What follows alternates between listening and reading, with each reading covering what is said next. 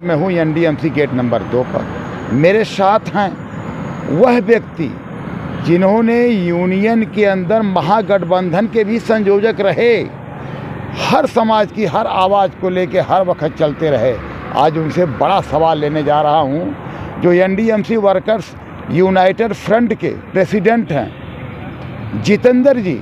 आज वो gate number पे क्यों आए हैं वो तो दर्द बाद में पूछूंगा, लेकिन पहला दर्द ज़रूर पूछूंगा कि जो एक एनडीएमसी के ग्रुप में चल रहा है मामला सोसाइटी के ऊपर, सोसाइटी के अंदर होता है घपला, क्या है सच्चाई बताएंगे जितेंद्र सिंह। अपने आप का घोटाला और एक भंडारा, क्या कहेंगे?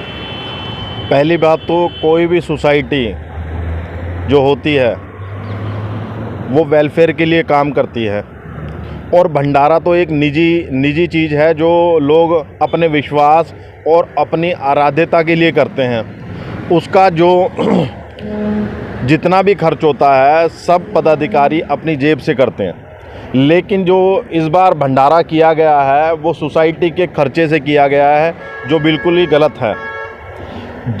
जितने भी सोसाइटी के पदाधिकारी हैं, मैं किसी का सर आपने कहा सोसाइटी खर्चे से, आपके पास प्रूफ है क्या? कोई प्रूफ हर चीज़ का प्रूफ है। अगर प्रूफ नहीं होता तो हम बोलते भी नहीं। मैं उन प्रूफों के साथ भी आपसे फिर बात करूंगा।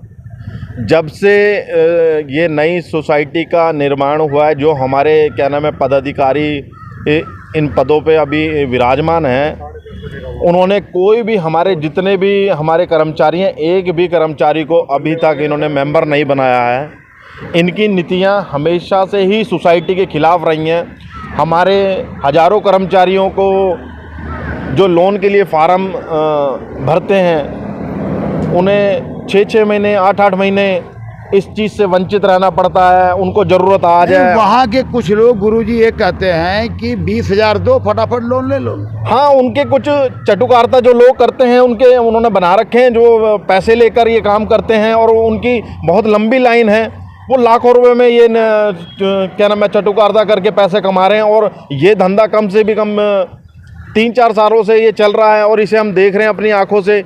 इसीलिए हम भी सोसाइटी से दूरी इसलिए बनाए रखते हैं कि हमें पता है कि जितनी घपले और जितना सोसाइटी कर रही है, अलग अलग चीज़ों में, कभी क्या नाम है कंप्यूटर मंगाते हैं उसके नाम के नकली बिल आ रहे हैं, कभी वो स्टेशनरी मंगाते हैं हर महीने, चाय पानी का रात बैठकर वहाँ तस्करियाँ चल रही हैं, और उनको प्राइवेट ऑफिस बना रखा है उन लोगों ने। सर एक आपसे बड़ी बात करें, जो 1998 के सदस्य रहे अशोक कुमार, हाँ जी, जो आराम मार्ग को पक्का कराया है, बिल्कुल बड़ी मेहनत किया है, उन्होंने दावा किया है कि कोई दाग नहीं है, फिर भी उनकी सदस्यता क्यों खत्म है? मैं अशोक भाई को भी नमन करता हूं, क्योंकि जितने भी पालिका सहायक स्थायी हुए थे उसमें उनकी अहम भूमिका थी, क्योंकि उन्होंने पूरे 1 साल जंतर मंतर पर धरना प्रदर्शन किया, जिसकी वजह से आज हम देख रहे हैं कि हमारे पालिका सहायक लोग सब स्थायी हैं। मैं उसके लिए उन्हें कोटि कोटि नमन करता हूं। हमने भी अनोखा धरना प्रदर्शन करे पालिका सहायक को स्थायी कराने के लिए, लेकिन जो लड़ाई उन्होंने लड़ी वो अलग रूप थी, और मैं इसके लिए विशेष उनको धन्यवाद देना चाहता हूँ। और रही बात उनकी सदस्यता ख़त्म करने की, तो ऐसा कोई प्रारूप नहीं है कि हम किसी की सदस्यता को ऐसे ही ख़त्म कर दें। माननीय सतीश उपाध्याय जी ने भी लेटर दिया है, फिर भी बात नहीं है। क्या कोई साजिश है क्या? ये एक साजिश ही है, क्योंकि वो इस बारी मैंने सुना था कि वो एक पैनल बनाने के लिए अग्रसर हो रहे थे, और उनका मानना था कि उनकी टीम एक नई दिशा दे सकती है सोसाइटी में। जिस तरह उन्होंने पालिका सहायकों के लिए कार्य किया, उसी तरह सोसाइटी में भी कार्य करने के लिए तैयार थे, और अच्छी छवि के हमारे नेता हैं।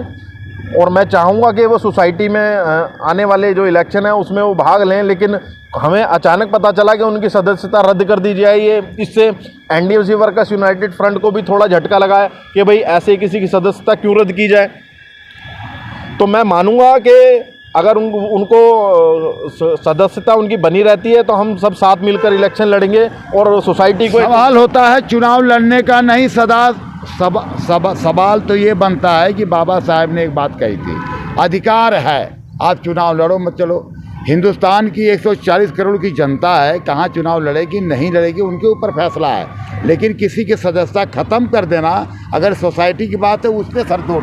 सदस्यता ऐसे ख़त्म नहीं की जा सकती। सदस्यता के लिए एक फॉर्म होता है, उसे फिलअप करना पड़ता है, तब जाके सदस्यता ख़त्म हो जाती है। अगर उन्होंने कोई फॉर्म नहीं भरा है और बिना उसके उन्होंने सदस्यता उसकी ख़त्म की है तो इस पर कानूनी कार्रवाई भी हो सकती है और उनको इस चीज़ के लिए भारी कीमत चुकानी पड़ सकती है। जो भी उन्होंने उन पे मतलब जैसे भी सदस्यता उन्होंने की ख़त्म की गई है वो ख़त्म नहीं करनी चाहिए थी और सदस्यता एकदम से ख़त्म नहीं होती है। जब तक जो सदस्य अपने खुद से रिज़ाइन नहीं देगा तो उसकी सदस्यता खत्म। अशोक कुमार, क्योंकि 2025 में चुनाव है, 2025 के चुनाव में है, लेकिन इसमें सदस्यता ख़त्म करने का तो कोई रीज़न ही नहीं मतलब बनता हमारे को, ऐसा नहीं बनता। बहुत अच्छी बात आपने कही है, लेकिन मैं आप दर्शकों को बता दूं एनडीएमसी कर्मचारियों की 4400 आरएमआर कर्मचारियों को पक्का कराने की अहम भूमिका निभाने वाले के खिलाफ ये साजिश रची गई है। इसमें क्या है, वाइस प्रेसिडेंट भी शामिल।